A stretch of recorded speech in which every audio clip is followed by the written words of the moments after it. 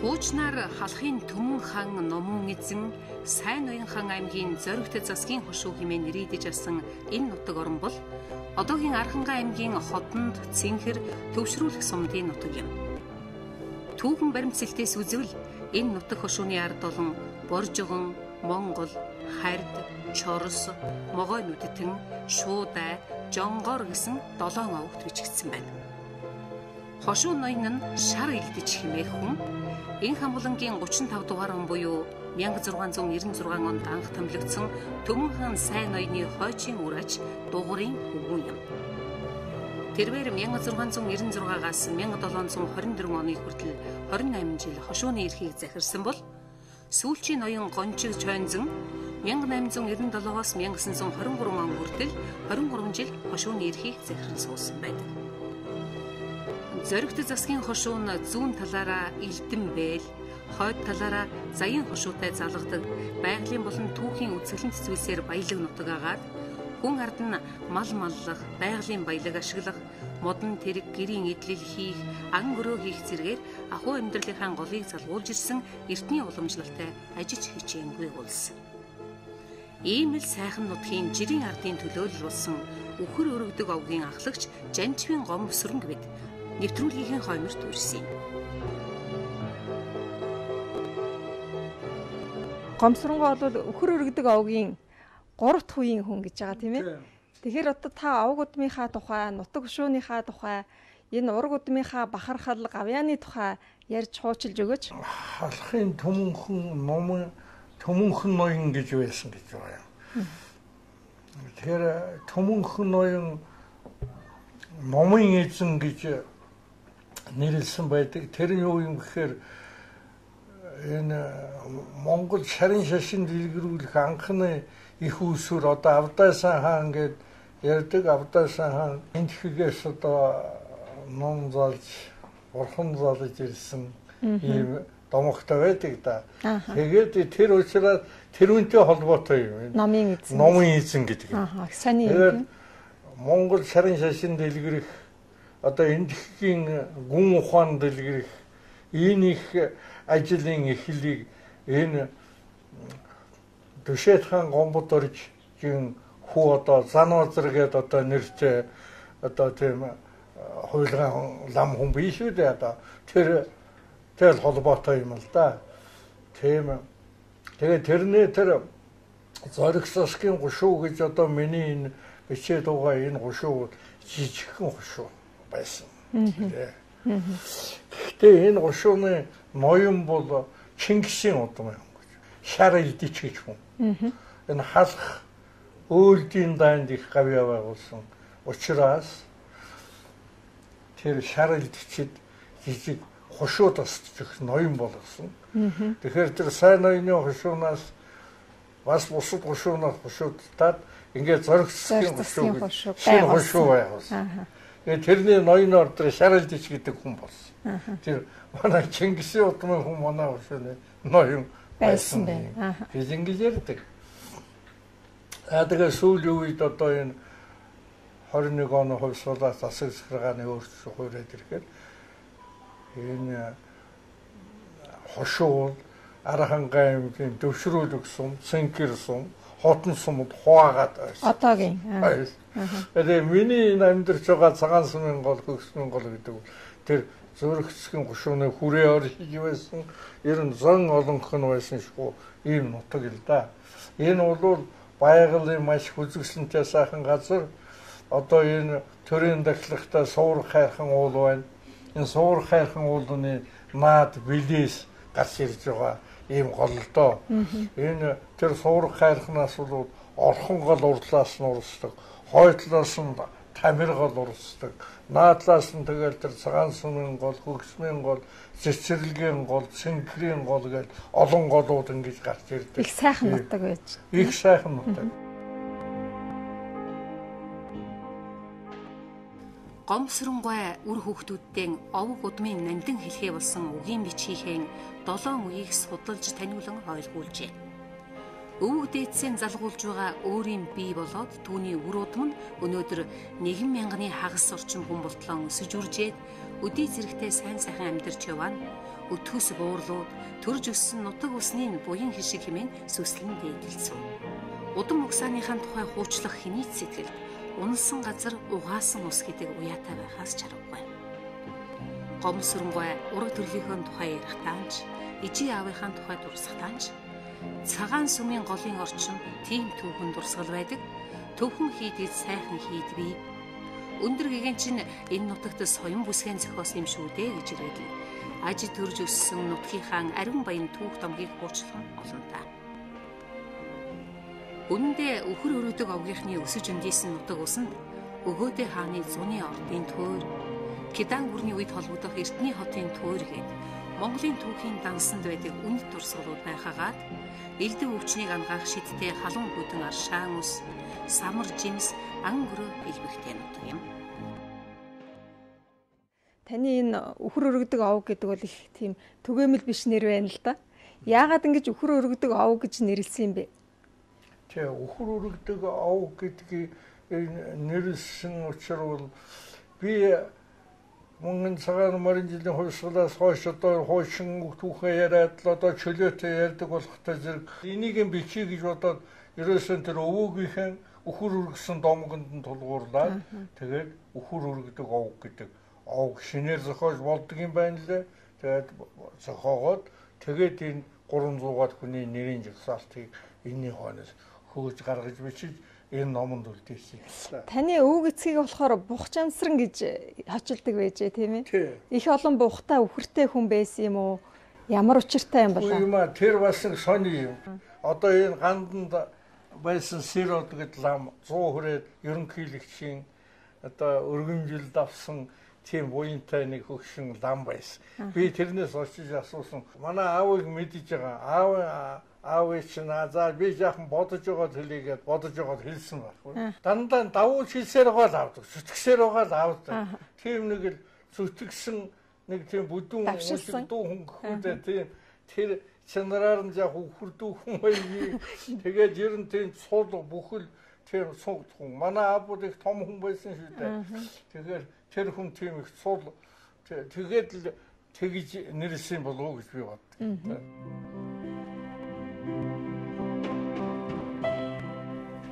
Хуучны улсын цөлөх ухаан гэдэг агуу юм.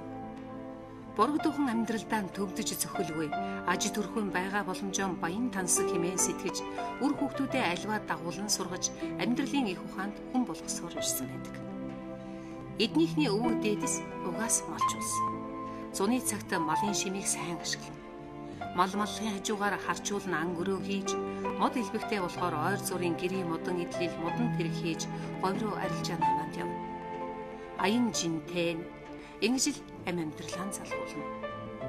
Тэр үеийн айлууд олон хүүхдтэй байсан болохоор юухан хийхнэр л бор хоногийг өнгөрөв.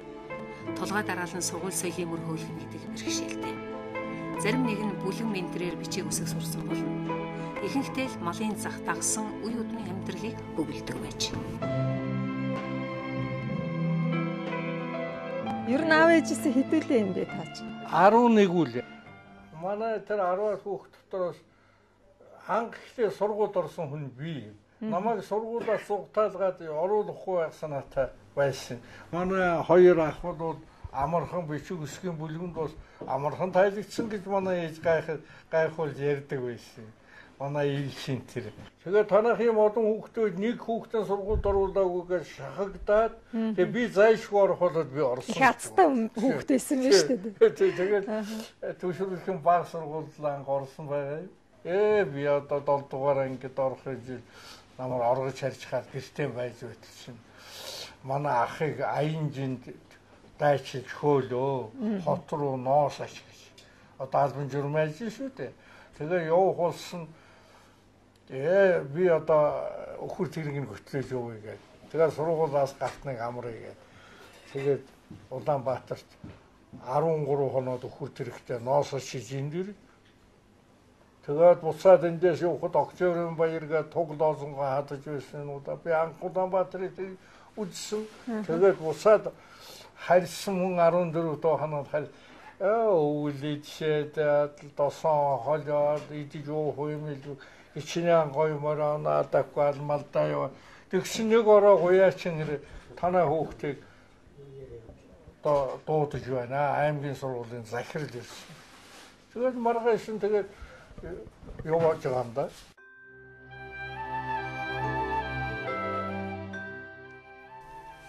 Гомсронгой тухайн үеийн албан шаардлагаар ингэж сургууль номын мөр хөөсөн нь түүний хожмын амьдралыг гэрэл тэрээдүй тийш хөтөлж Монгол Улсын их сургуулийн монгол хэл бичиг уран зохиолын багш мэргэжил эзэмшсэн түүхтэй. Тэгээд Өвөрхангай аймгийн 10 жилийн сургуулийн багш хичээлийн эрхлэгч захирал болж улмаар Улаанбаатар хотын ардын депутатуудын хурлын гүйцэтгэх захиргаанд зохион зааварлах хэлтсийн дарга гээд олон хариуцлагатай алба хашиж төр нийгэмдээ өөрийн гэсэн хувь нэмрэн оруулсан гавьяатай буурал. Гомсронгой одоо гавьяаныхаа амралтыг идэл суугаач ном бүтээл туурман ялангуяа үр хүүхэд ах トゥ нарынхаа амин чухал түүх болсон үгийн бичгийг хөтөлж овг бүдмийнхаа сайн сайхан чанарыг өөр хооронд нь мэдүүлэх түүгээрээ бахархах ач тустай үйлийг гардаж суугаа овгийн ахлагч хөөн. Тэгээд энэ нутаг усандаа төрсөн нутаг усандаа уулзаж цуглаад ах トゥ олон биенээ мэдээд тэрний хажуугаар бас энэ нэг уул усаа баярлуулах өвөг дээдсийнхээ онгон шүтэн залах гэдэг ийм ёсууд үлддэг юм шиг байгаа. Тэгэхээр та бүхэн өмнөхийн ширээн дээр энд нэг босгосон чулуун дурсгал байгаадах энэ ямар учиртай юм бол? Энэ чулуун дурсгал энэ өв байгаа л да. Уйлээ тогсон дэвсгэнд нь өвгөд дээдсээ мөнхөлсөн юм. Өөхөн цагаан чулуугаар нь үеийнхэн наацсан юм. Зориг засгийн гушууныхны золбоо хэмрээ гэдгсэн баян буурласан ихтэй багтамхан сайхан хайлаас бол. Тэгэхээр нэг юм дууны үгийг энэ би зохиосон дууны үг л дээ. Тэгэхээр энэ дээрээ биш гэсэн юм. Энэ үг гэсэн одоо тэр нутгийнханд сэтгэлд нь хоногшиж бас тэр нутаг орноо хайлаастуулан хайрлах тэр арангахаа унган цагаан сумын голгон хайрлах энэ төрт бол хэрэгтэй байх байхаа гэж ингэж бодож байгаа. Тэгэхээр энэ доор нь бас бичсэлдээ энэ өхөр өргөдгийнхний одоо ургийн баярынхан энэ чулууг зориуд ингэж дурсгаж босоод ингэж бичсэлдээ. Тэгээд он санаа тавьсан юм. Нэг ийм сайхан бэлэгч сайхан өдөр энэ одоо харагдахгүй нэг надад тийм том уул байгаа ардлаараа одоо их мод цай мууд байгаа юм энэ цааш чулуун энэ хайлаас бол гэдэг энэ дуугаан бас тэднэр дуулж байдаг юм байна лээ. Тэгэхээр энэ ч бас нэг талын хүмүүсийг ажиллах. Арцуулын баруун бэлэн хүрэн тэнхэн харагднахөө ая хорхи эрдэн зүгийн гойлгааны ээжэ сунsun газарахөө арчралдан дэлгэрхийн уулс гэж байгаа. Алс алса алгалмахөө чинсчтийн банжталамын үлүмийн мөрсөн гоотгахөө асуулын баруун бэлэн хүрэн тэхэн харнахөө ая горхи эрдэнэ зүгийн хуйлгааны ээжэ сонсон газарахөө арчаалантын дэлгэрэг аллас алсаас бутан танаа аяа хорхи чингэсч бэндэл ламми үлэми мөрсөн нутагаа. Ерөөсөө энэ нутаг усныхаа тухай магтан дуулсан ийм утгатай сайхан дуу шүү дээ. Тэр гол ус ер нь бүгд л орсон байна.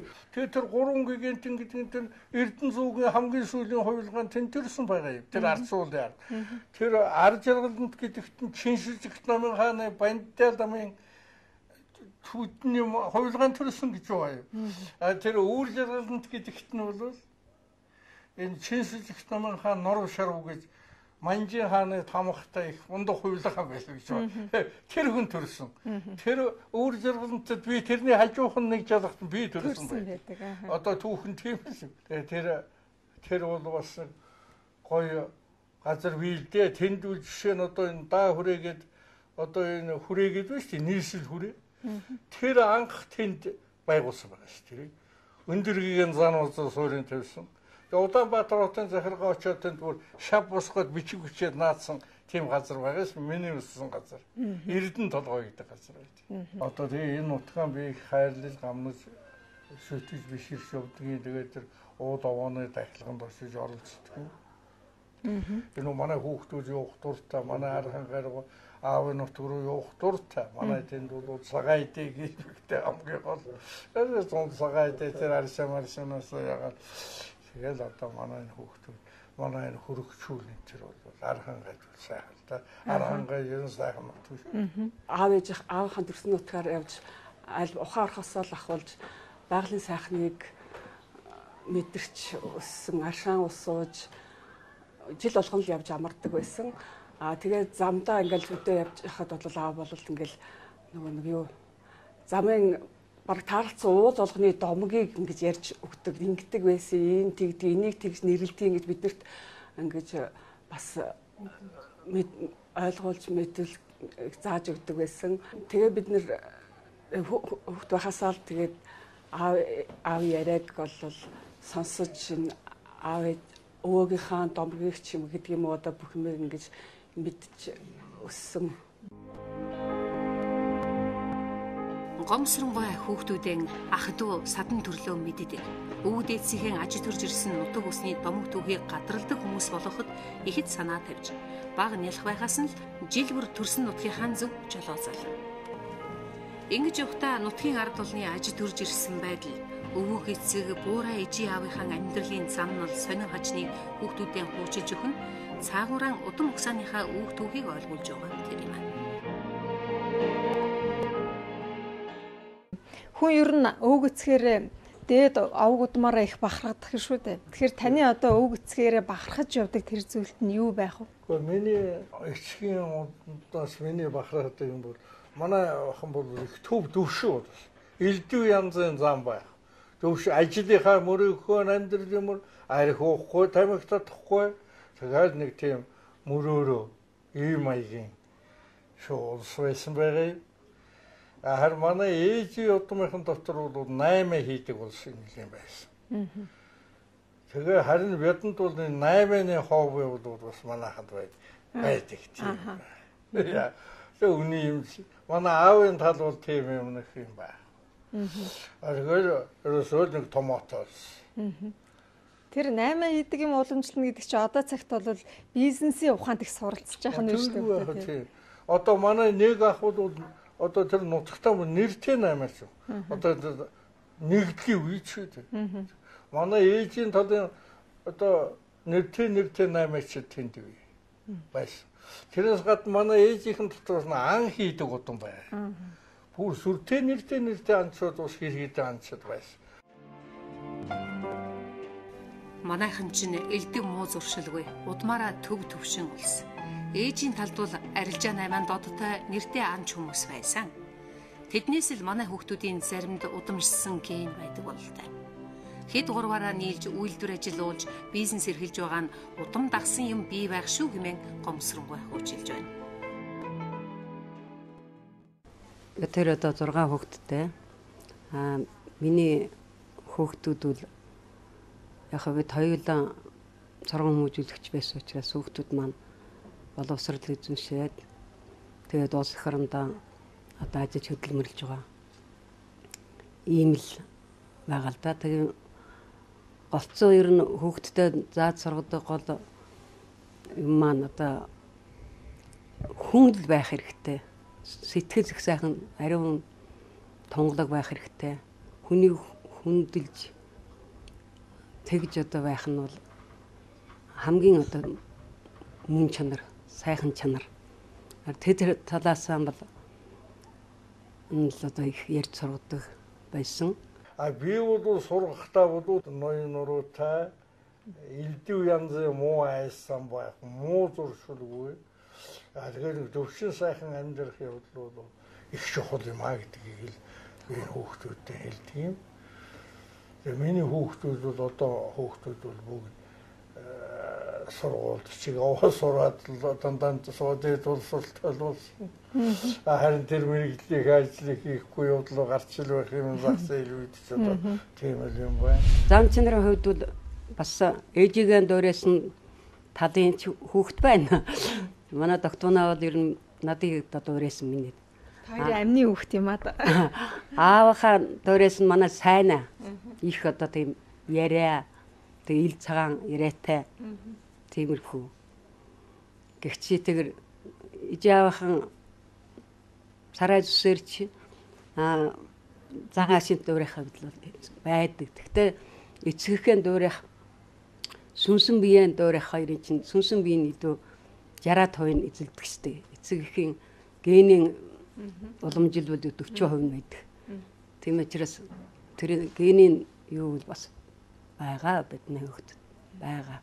Манай аав ээж бол ер нь бол дэлгэн хүмүүс л дээ. Аав бол зэмлэн гэсэн ч асуудал байхгүй. Ээж бол яг эмэгтэй хүн болохоор дээ бас яг тэгсэнгүй гисэнгүү тиймэрхүү юм бол байна. Тэрэнд нь бол бид нэр бол айгүй тийм гимшиж айгүй хүлээж авдаг байсан. Яг тэр юугээр ч юм одоо хүмүүжлэрээ ч юм би одоо хүүхдүүдтэй бол бас л яг тиймэрхүү байдлаар хандаг. Энд гэхдээ яг бас удмын төрөлхийн юу бас байгаа л байх л та зан чанартай холбоотой л байгаа л да. Энэ айлд хүргэн ороод одоо энэ ямар гоё юм сайхан тайван одоо гоё тийм уур амьсгалтай ийм айлд орж ирсэн. Тэгээ би бол яг багасаа бас манай ээж хатуу загнуулдаг байсан. Яасан хүүхдүүдэд загнадаг гэж бас гайхдаг тийм. Тий.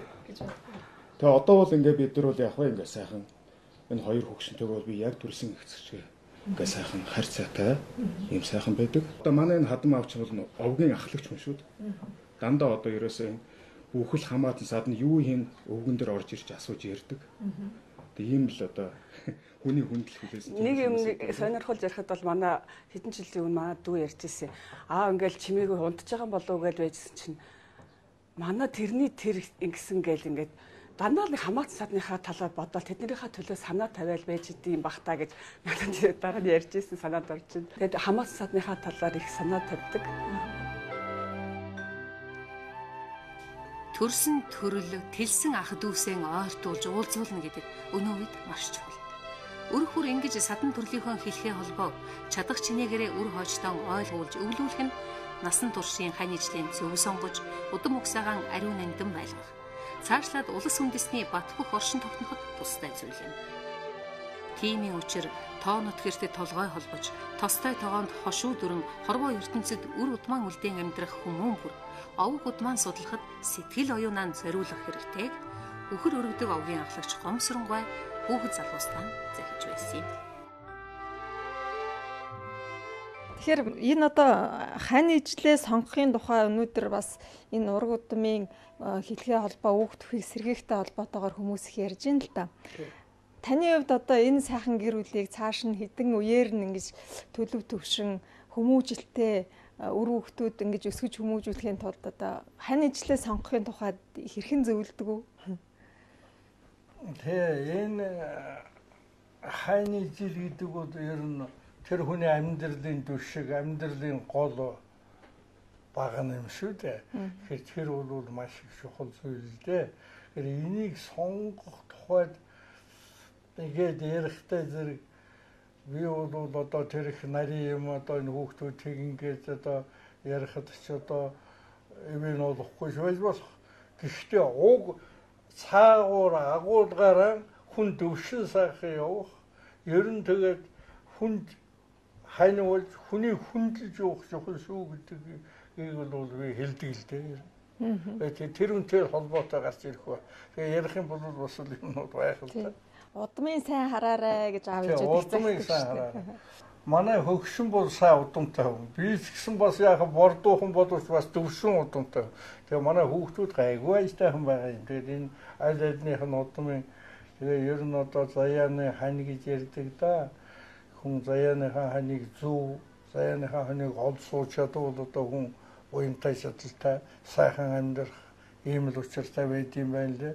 Тэр бол одоо бас тэр хүний өөрийн буян заяатай холбоотой бол өөрийн зан дүрх, өөрийн үзэл бодолтой холбоотой шүү дээ. Тэгэхээр тэрийг л зөв төлөвшүүлэх явдалтай бол уялдаатай л дээ. Миний охтууд бол хань жилийн зөв сонгосон гэж боддог миний. Охтууд одоо бүгдээрээ хань жилтэй болоод хамгийн бага нь 1 хүүхэдтэй, тэгээд дээдл нь 4 хүүхэдтэй, миний том охин 4 хүүхэдтэй, дараачийн хүн маань 4 хүүхэдтэй. Тэгээд сайн 8 нь 3, догтуунаа 2, үлзээ маань 1 гэх мэтэр ингээд хүүхдүүд одуулан болоод тий. Тэгээ хүүхдүүд ч гэсэн гайгүй сайхан л одоо сорч хөдөлмөрлж байгаа. Тэгээ яг нь ер нь хань жилээ сонгохдоо аль болохоор одоо хүний сайн чанарыг олж харах хэрэгтэй л гэж соргоддог бит хоёр. Тэгээ яг одоо өөрөө сонгоод ирсэн хань жилийн бит хоёр бас аль болохоор л дэмжиж сайн сайхан байлгах тэр талаас нь боддог. Ерөөсөө энүүтэй чи сууж болохгүй, тэрнтэй чи сууж болохгүй гэж бит хоёр зэмж үзээгүй хэрэгсэн. Өөрснөө сонгосон хань жил. Тэгээд сонгосон хань жил нь бол сайхан л одоо хань жил сонгосон. Сууцгаасан.